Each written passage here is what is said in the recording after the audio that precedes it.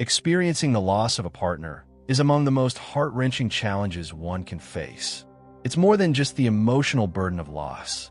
The sheer volume of choices that unexpectedly land on you can be quite daunting. During moments like these, it's common to make decisions driven by hurt, isolation, or external influences. However, certain choices can result in avoidable regrets, monetary challenges, or emotional hurdles that complicate the healing process. The reality is, although mourning is an individual experience, there are specific matters you should always reconsider before agreeing to. In this video, we'll explore 5 things to avoid saying yes to after losing a spouse. These are common missteps that many individuals make without realizing it, only to discover later that they weren't genuinely prepared. These are the challenges that can turn an already tough situation into an even more complex one. By being aware of them beforehand, you can safeguard your emotional, financial, and physical health. Stick around until the very end, because these insights go beyond simply steering clear of errors. It's all about ensuring you move through this phase of your life with clear vision, respect, and the backing you truly need. All right, let's dive in. First off, jumping into major financial choices too quickly. One of the biggest pitfalls individuals often encounter after the loss of a partner is hasty financial decision-making. It's completely normal to find yourself suddenly dealing with bank accounts, insurance policies, investments, and even contemplating whether to hold onto or sell your home. During times of sorrow, it often seems that jumping into action can bring a sense of balance or help regain some control. However, it's important to recognize that sorrow can obscure our judgment, and making hasty financial decisions can result in lasting regrets later on. In times of heightened emotions, choices that appear sensible at the time may not be the wisest for the future. Numerous individuals who have lost their spouses often experience pressure from caring friends, financial consultants, or even their own feelings of urgency to put their home on the market, relocate to a different spot, or invest significantly. However, the period following the loss of a partner is one focused on emotional healing rather than making bold financial moves. Taking a moment to hit the brakes is the wisest decision you can make. Allow yourself the necessary time to navigate your feelings of loss before making decisions that could have a lasting impact on your future. Consider the situation of 74-year-old Margaret. Following the loss of her husband, numerous individuals advised her to quickly reduce the size of her living space. The concept was logical: reduce space to manage, decrease costs, and a new beginning. In just a matter of months, she managed to sell the house. After 40 years in their home, they decided to downsize and relocated to a smaller apartment in Newtown. However, after the initial shock of loss faded, she came to understand that her decision had been made in a moment of panic. She longed for the cozy familiarity of her surroundings, the friendly faces of her neighbors, and the warm comfort that her home offered. Looking back, she regretted not taking more time before making such a significant decision. Making financial choices goes beyond just real estate. Many newly widowed individuals become targets for financial predators who view their vulnerability as a chance to exploit them. Regardless of whether it's unexpected investment proposals, aggressive sales strategies, or even friendly yet misguided suggestions, it's essential to proceed with care. If someone is pushing you to sign documents, make a significant withdrawal, or invest in something hastily, pause for a moment. Sound financial choices are often those that are made with careful consideration rather than in haste. A frequent error is parting with money or assets too hastily. Loss frequently ignites a deep urge to support those around us, whether it's kids, grandkids, charitable causes, or dear friends. Generosity is truly admirable, but giving away significant amounts of money or splitting up your assets too soon can put you at risk down the line. What feels doable right now may not hold up over time. Before diving into any significant financial decisions, it's wise to seek advice from a reliable expert who can grasp your long-term goals and assist you in making informed plans. The initial year following the loss of a partner should focus on finding stability rather than making significant financial adjustments. Many professionals advise following the one-year rule, which implies holding off for at least a year before committing to any permanent financial choices. This gives you the chance to let the initial emotional impact fade away and to reflect on what's genuinely best for your future. The loss of a partner is undoubtedly one of the toughest changes one can face in life. What you definitely want to avoid is extra pressure from financial mistakes. That was totally preventable. Take your time, find reliable advice, and keep in mind that there's no need to hurry. Clear-minded choices lead to the best outcomes, not those made in sorrow. Second, cutting yourself off from friends and family. Following the loss of a partner, it's completely normal to seek solitude. Grief is an intensely individual experience, often accompanied by moments of solitude. It seems like the sole method to navigate through the hurt. While it's essential to carve out time for yourself, isolating from friends and family can intensify feelings of loneliness, making the healing process more challenging. A lot of individuals tend to retreat, convincing themselves that they simply require additional time. However, the reality is that being alone can easily become a habit that's hard to shake off. Connecting with others is vital for our emotional health, particularly when we face loss. When individuals isolate themselves for extended periods, they frequently encounter heightened emotions of sadness, anxiety, and may even see a deterioration in their physical well-being. Research indicates that extended periods of social isolation can negatively impact the immune system, elevate blood pressure, and potentially reduce lifespan. On the flip side, maintaining connections, even in minor ways, can lighten the emotional load and offer a vital sense of encouragement. Consider the situation of 78-year-old Walter. After losing his wife of 52 years, he became distant, avoiding phone calls, missing family events, and seldom stepping outside. He convinced himself that he simply wasn't feeling up to a conversation, that others wouldn't grasp the depth of his sorrow, and that solitude felt like the simpler choice. As the months went by, rather than improving, his situation only seemed to deteriorate. His days started to blend into one another, his energy waned, and even his hunger shifted. A neighbor's persistent invitation for coffee marked a turning point. What started as a single chat evolved into a weekly tradition, blossoming into a cozy routine of gathering with friends. The deeper he connected, the more uplifted he became, not because the hurt vanished, but because he understood he wasn't solitary in bearing it. It's important not to push yourself into large social gatherings until you feel prepared. It's all about making those little moves to keep the connection alive. Engaging in simple activities like picking up the phone, taking a stroll with a buddy, or participating in a support group can be effective ways to prevent yourself from falling into profound loneliness. If you're not in the mood to chat, that's totally fine. Just being in the presence of others, even if you're only tuning into their discussions, can serve as a powerful reminder that life goes on and that there's support out there whenever you might need it.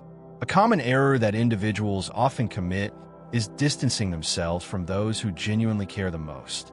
At times, dealing with loss can lead to feelings of frustration, fatigue, or the impression that those around you simply can't grasp your experience. However, isolating yourself entirely can lead to an unwarranted gap between you and those who truly wish to support you. The people you care about might not always say the right things, but just having them around can truly matter. Allowing them to come in gradually can create a sense of ease, even when language falls short. It's crucial to find encouragement from people who truly get what you're going through. Engaging with individuals who have experienced similar losses, whether in a support group, at a community event, or through an online platform, can be profoundly therapeutic. Connecting with individuals who genuinely grasp your experiences can affirm your emotions and offer comfort, reminding you that you're not in this by yourself. Grief is unpredictable and healing has no set timeline, but isolating yourself can make the process even more challenging. Discovering little opportunities to engage with others at your own rhythm can bring you resilience, encouragement, and even surprising happiness. Keep in mind, you're not alone in facing the burden of loss. There are individuals who genuinely care, who are ready to support you, and who can assist you in progressing one step at a time. If you're still tuned in and appreciating these insights, drop a number 2 in the comments to show me you're with me. If you haven't hit that subscribe button yet, now's the perfect time. Don't forget to turn on notifications so you stay updated with all the latest content. Your support enables us to keep producing engaging material that informs and inspires you. Let's keep pushing ahead. Thirdly, neglecting your own health and wellness. When a partner leaves this world, it's common for individuals to become so overwhelmed by sorrow that they neglect their own well-being. When you're navigating through loss, it's all too simple to delay those doctor's visits, overlook meals, or let your daily habits fall by the wayside. Some individuals may experience a sense of guilt when it comes to self-care, as if focusing on their well-being somehow lessens the intensity of their love or sorrow. However, the truth is that ignoring your well-being won't help you reconnect with the one you lost. It just complicates your path ahead. The impact of grief on the body is often underestimated by many individuals. Research indicates that the loss of a partner can lead to a higher likelihood of heart issues, diminished immune response, and potential cognitive deterioration. The emotional toll of loss can result in elevated blood pressure, sleep disturbances, and fluctuations in eating habits. Some individuals may find their appetite waning, while others might gravitate towards indulgent snacks for solace. As time goes on, these transformations can significantly impact both physical and mental well-being. The important thing is to avoid expecting to feel completely okay right away. Instead, focus on making small choices that support your body's strength as you work through this challenging period. Consider the situation of 81-year-old James.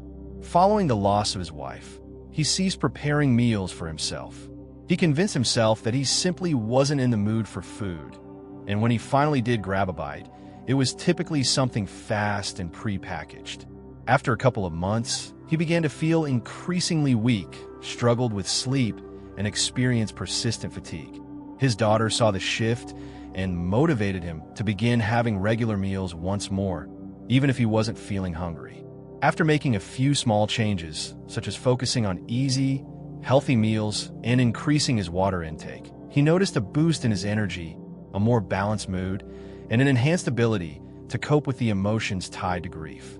Taking care of yourself goes beyond just what you eat. It encompasses activity, rest, and mental well-being. A lot of individuals who experience the loss of a partner tend to halt their exercise routines, not due to a lack of desire to remain active, but rather because they no longer have a companion to share those activities with. Staying physically active, even with a brief daily walk, has been proven to lower stress levels, enhance mood, and potentially increase lifespan.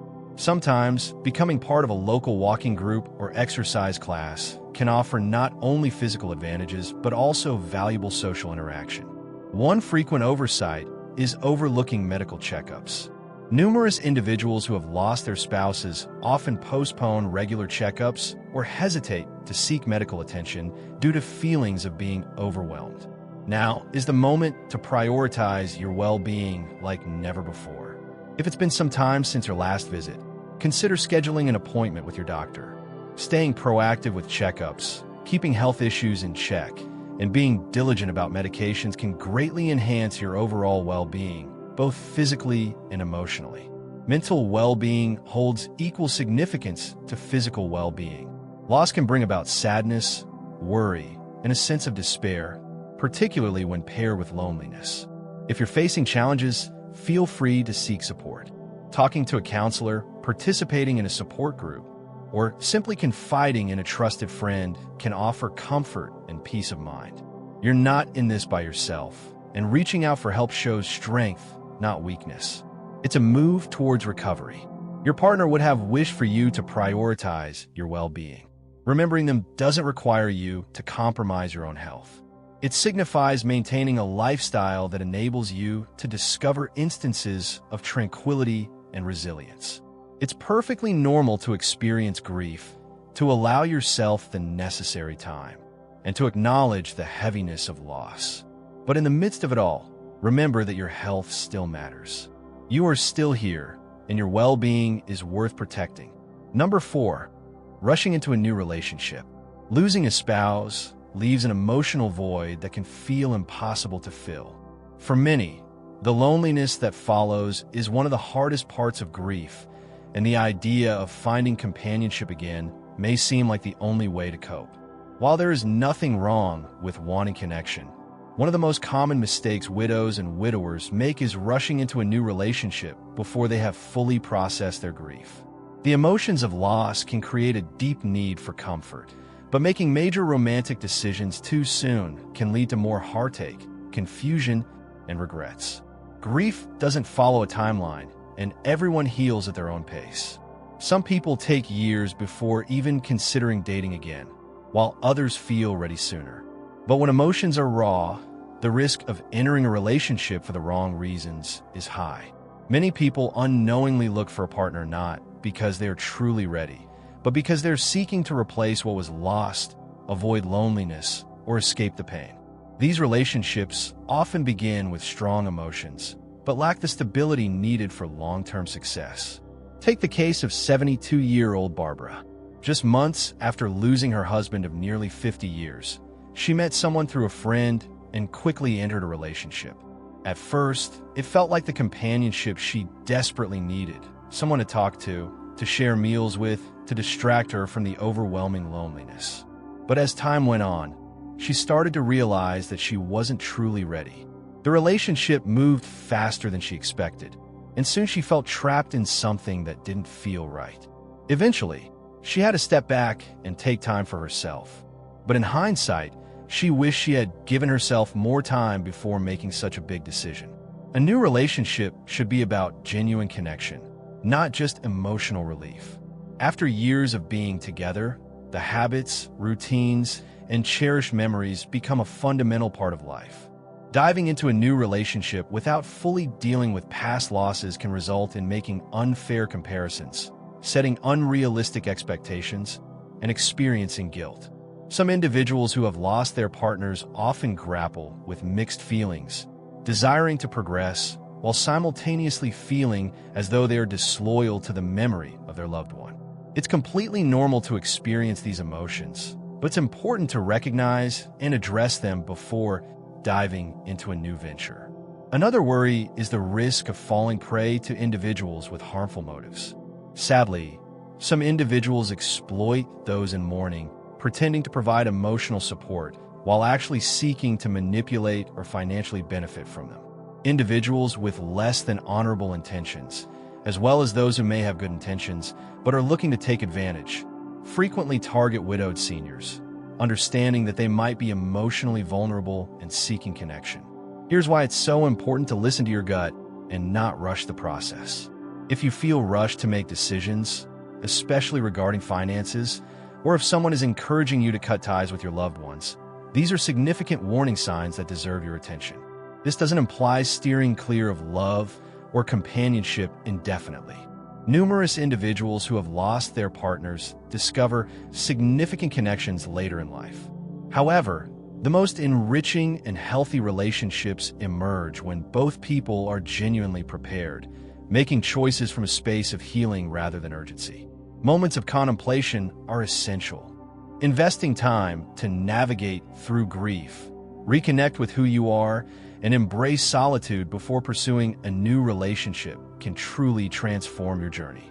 If you decide to start dating again, take it slow and do what feels right for you. Spend some time figuring out what you genuinely desire in a relationship and ensure that you're stepping into it for the right motivations.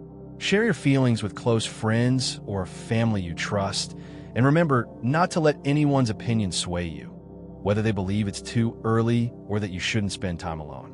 The choice is entirely up to you. Ultimately, the process of dealing with loss and finding solace is a uniquely individual experience. Take your time, enjoy the process, and create your own path. Prioritizing your well-being is crucial. When the right moment arrives, any new connection you form will be grounded in strength, tranquility, and genuine partnership.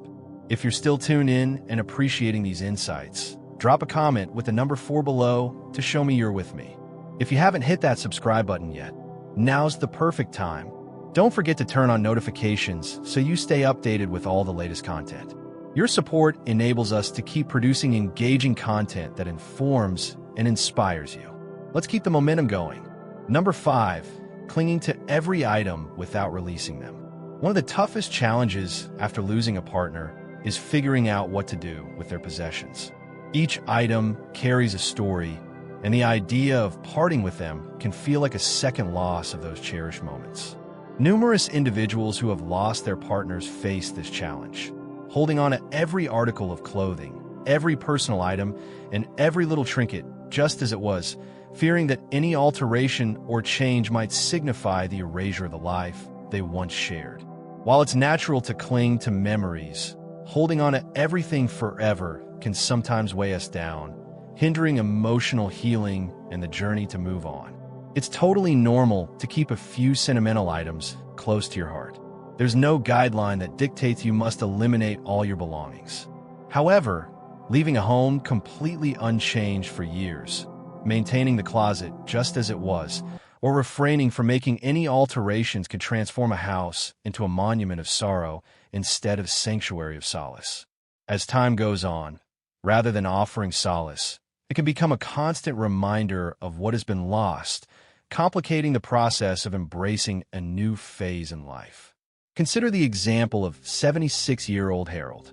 Following the passing of his beloved wife after 55 years together, he chose to preserve everything just as she had left it. Her shoes lingered by the door, her clothes hung silently in the closet, and her beloved chair sat undisturbed. Initially, it seemed like a method to maintain her presence in my life.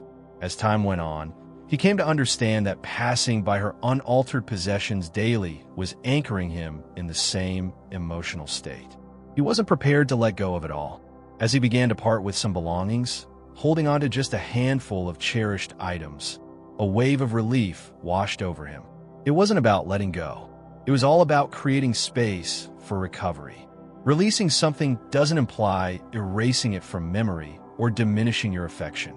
It signifies giving yourself the freedom to relax and recharge. Rather than pushing yourself to implement drastic changes all at once, begin with manageable steps. Select some significant mementos, like a piece of jewelry, a handwritten note, or a cherished photo, and design a unique area to showcase them. When you're ready, start going through your other items, figuring out what really matters and what is just cluttering your space. One common error individuals encounter is succumbing to external pressure to part with items before they feel prepared. People close to you might have good intentions when they recommend that you should declutter or let go of certain things. However, it's important to ensure that this choice aligns with your own schedule. If you're not prepared, take your time. While it's important to acknowledge your feelings, remember that clinging to everything due to guilt or fear might prolong your sadness more than it needs to. Finding an emotional equilibrium in repurposing instead of simply discarding is essential. Many individuals take solace in repurposing a worn shirt into a cozy quilt, crafting a memory book from cherished letters, or bequeathing sentimental treasures to dear ones who will hold them close to their hearts. This approach keeps their spirit alive, infusing a sense of comfort rather than merely evoking sadness. In the end, sorrow isn't about material possessions. It's all about the feelings, the moments you've cherished, and the connection that brought you together. No item can take the place of a person, yet holding on to all their belongings won't bring them back, either. Releasing in gentle and intentional ways does not equate to erasing memories. It's a meaningful way to pay tribute to their legacy while creating an opportunity for your personal growth. Progressing in life doesn't imply leaving them behind. It essentially involves embracing them in a manner that enables both affection and existence to thrive together. Wrapping things up, losing a spouse is one of life's most profound and painful experiences. It changes everything: the way you live, the way you think, and even the way you see the future. But in the midst of grief, it's important to remember that every decision you make during this time has the power to either help or hinder your healing. That's why saying no to these 5 things, rushing financial decisions, isolating yourself, neglecting your health, jumping into a new relationship too soon, and holding on to everything without allowing for change can make a significant difference in your ability to move forward with strength and clarity. Grief doesn't come with a timeline, and there is no right or wrong way to process it. But one thing is certain: avoiding these common pitfalls can help you navigate this chapter of your life in a way that protects both your heart and your future. Healing doesn't mean forgetting, and moving forward doesn't mean leaving your spouse behind. It means honoring their memory in a way that allows you to continue living with purpose, peace, and even joy in the moments ahead. What stood out to you the most? Which of these insights do you feel is the most important for your own journey? We'd love to hear from you. So leave a comment below and share one thing you learned today and how you plan to use it in your life. Your thoughts are important to us, so don't hesitate to share them. Reading your comments gives us great motivation and encouragement. If you enjoyed this video and found it helpful, please like, subscribe, and share. Your support helps us continue creating good content to inform and inspire you. Thanks for watching, and we look forward to seeing you in the next video.